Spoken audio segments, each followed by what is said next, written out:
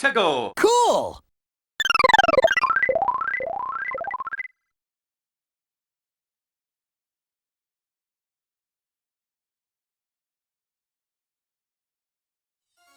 Hey everyone, it's 𝗃𝗀𝗃𝗀𝗀, back with another Sonic the Hedgehog update video.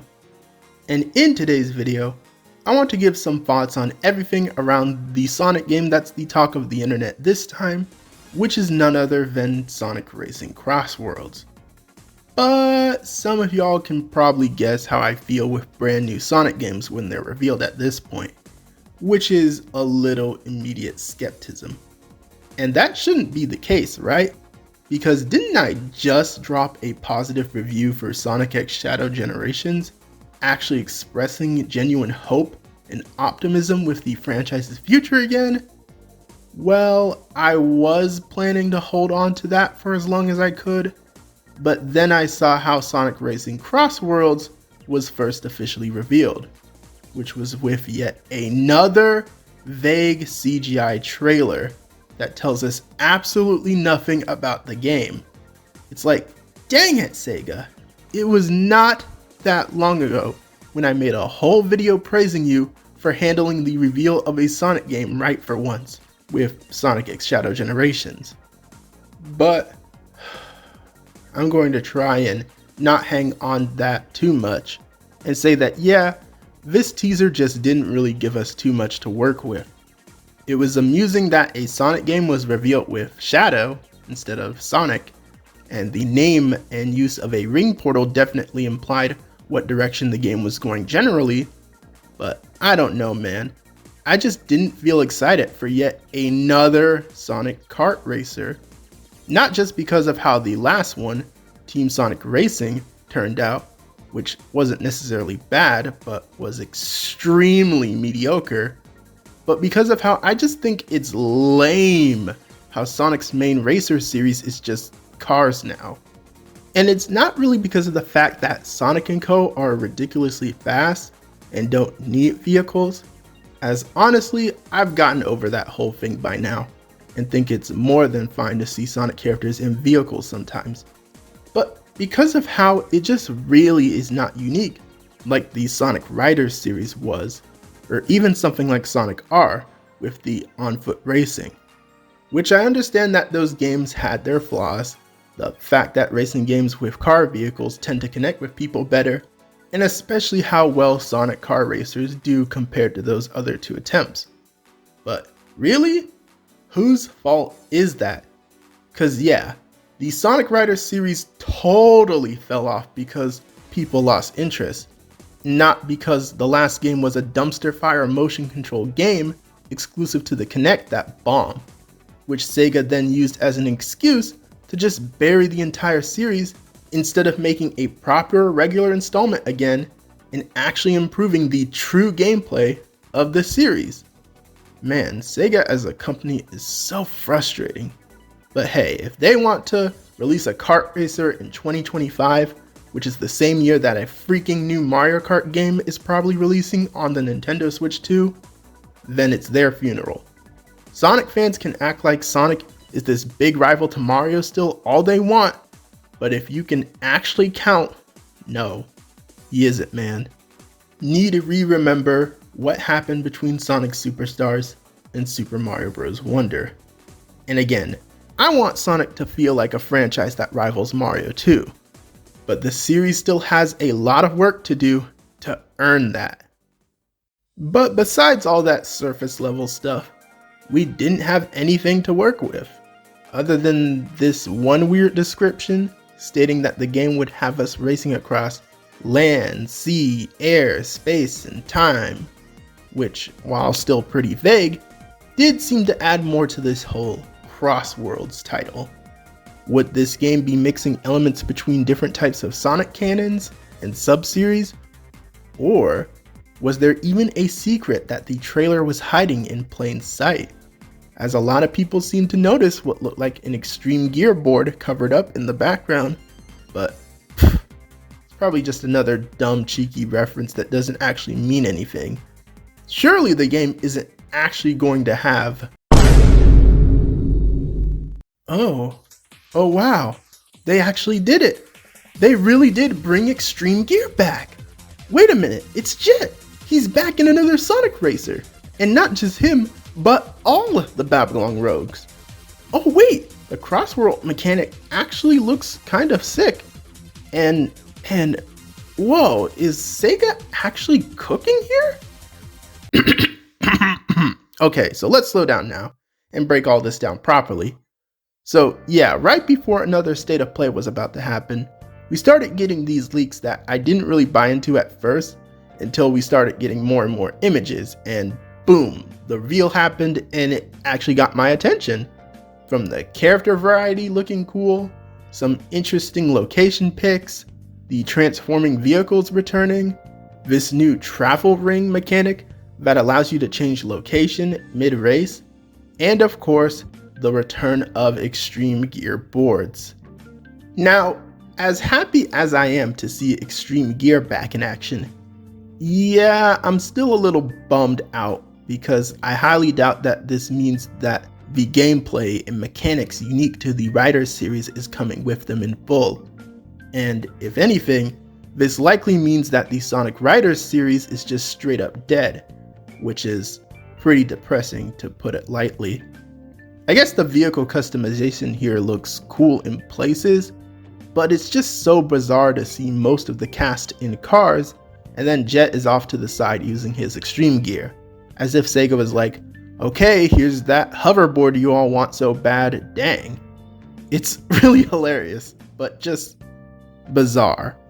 I feel like they should have just gone the extra mile and really leaned into making this racing game its own thing from being another game primarily using cars. Maybe give different sets of characters their own vehicle types, like Shadow using his motorbike, Tails flying a mini version of the Tornado, Jet and Co using the Extreme Gear of course, and heck, maybe even Sonic racing on foot as an option. But what we have here works, I guess, since this game feels like it combines almost all of Sonic's racers in one way or another. And again, I don't want to undersell the cool vehicles we do see, like Eggman's being based on his drill mech from Sonic 2, Cream's having this cute little bow tie on it, and Sage's literally being freaking Giganto, which is absolutely hilarious. And speaking of Sage, let's talk about the character roster. As one of my big problems with Team Sonic Racing was the character roster, due to how the structure of the teams and the amount of characters missing from just the basic core cast was absolutely ridiculous. But here's the crazy thing. Before we found out the roster, I made a mock-up roster that featured what I think should be the base game roster of the game, and honestly, most Sonic racers going forwards, which while was pretty standard and safe, just featured characters who I think should always be playable in Sonic spin-offs, at bare minimum. With a few standout exceptions like Sage, who is obviously a newer character, but hey, if they're going to commit to her being Eggman's freaking daughter, then of course she needs more appearances. And the Babylon Rogues, because if the Riders series is gonna stay freaking dead, can we have them at least somewhere? But yeah, to my surprise, we got everyone. Team Sonic is here of course, Team Dark is here, which is always cool. Team Rose is together again at last, and it's so nice to see Cream back as a playable staple, finally putting that garbage excuse of her being too young for action in the freaking trash, where it belongs, since if literal babies can drive in Mario Kart, Cream can drive just fine. Team Chaotix is fully back together again, with Vector, Espio, and 𝗕𝗏𝗄 all present, thank you very much. And of course, we have Team Babylon back in full. Plus, Eggman now has Metal Sonic and Sage with him, which gives him partners that are much more fitting than freaking Zavok. Man, it's so good that he's gone.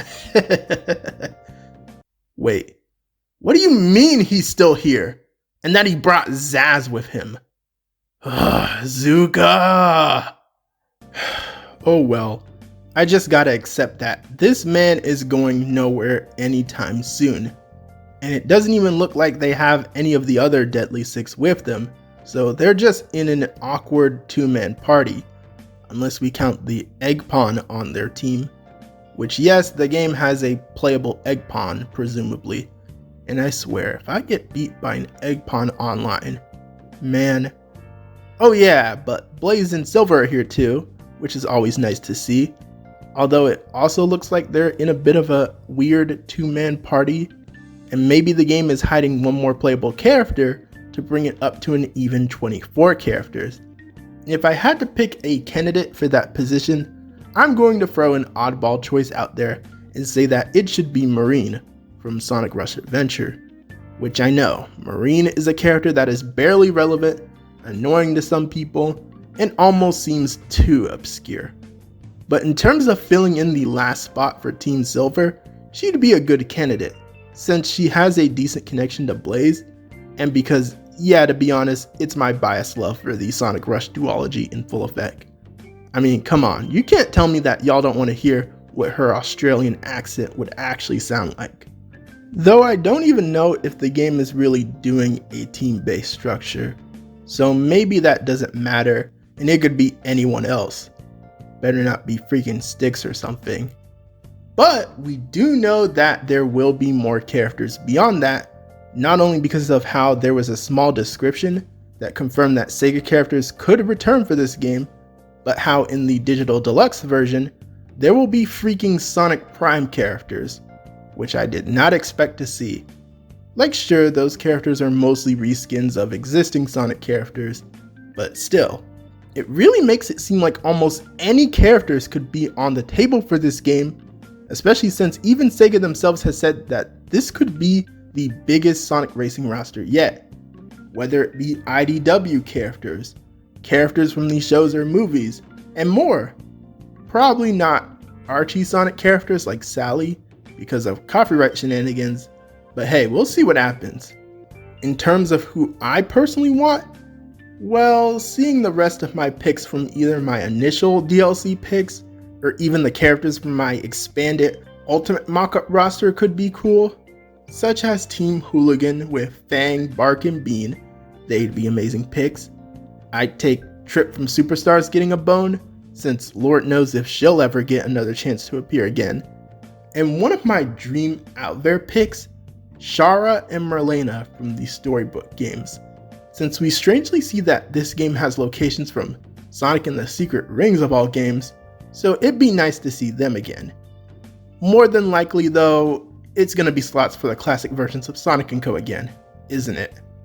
Although funny enough, it seems like we have a few characters who won't make it already, such as the Wisp, since once again they're being used as items, and we even see the Chao being used as items, including 𝗂𝗂𝘀𝗀, which is just hilarious to me because the boy really got kicked out after being playable in Team Sonic Racing. Rip Bozo. And the only other thing that I'll note on the item front is that apparently King Boom Boo is the blue shell equivalent of this game, which again is something that's just absolutely hilarious to me. On the race course front, I hope the variety there is really good too, which we have seen with some interesting picks, like the Secret Rings levels, and even a place such as Water Palace from friggin' Sonic Rush. Appreciate that so much. But there are some reused places that do make me raise an eyebrow, like Ocean View Seaside Hill for the millionth time, and potentially even freaking Radical Highway yet again. Gosh dang it, I just made that review stating we should move on from places like this, Sonic team. Y'all are something else. But other than all those things, the game looks pretty dang interesting. I still don't think it has a chance in hell of succeeding if it releases anywhere close to Mario Kart. But on its own, it looks like an actually innovative and interesting new take on a Sonic racing game, and I hope the game gets updates that help the game grow over time, instead of letting it immediately crash into oblivion like Team Sonic Racing. And I do have some other concerns as well, which includes how I obviously hope the game is generally polished very nicely, as while it does look fine enough right now, it does seem sluggish in a few areas, and could look smoother and faster, especially with some of the trick animations. I once again hate this idea of games releasing with multiple versions like a digital deluxe pack, and hope that doesn't handicap the base game, as I'm not paying extra just to play as Espio Sega. The extreme gear better be available for the whole roster, and not just exclusive to a handful of characters, otherwise it'll just feel like a very half-ass edition if so. Cause I'm kinda curious to see how tiny ass Sage looks on a hoverboard. Oh, and this is a big one. The online needs to be much better than it was in Team Sonic Racing, and that should be self-explanatory as to why. If it can't even function on Mario Kart's level, what are you doing? And lastly, I hope the music is on point too, as even with all my problems with Team Sonic Racing, I will say that the one thing it did get right was having a pretty decent soundtrack. Because I'm a little scared for the future of Sonic music across the board after the whole 𝗕𝗄𝗄𝗧 lawsuit news, as I really don't want Sonic to lose all of those iconic songs and even their entire style of rockin' music. Meaning, in other words, please don't fill it with mostly EDM remixes. Oh yeah, and I guess I would hope for a cool story mode again too, like in the Sonic Riders games, but honestly I don't have too much hope for that.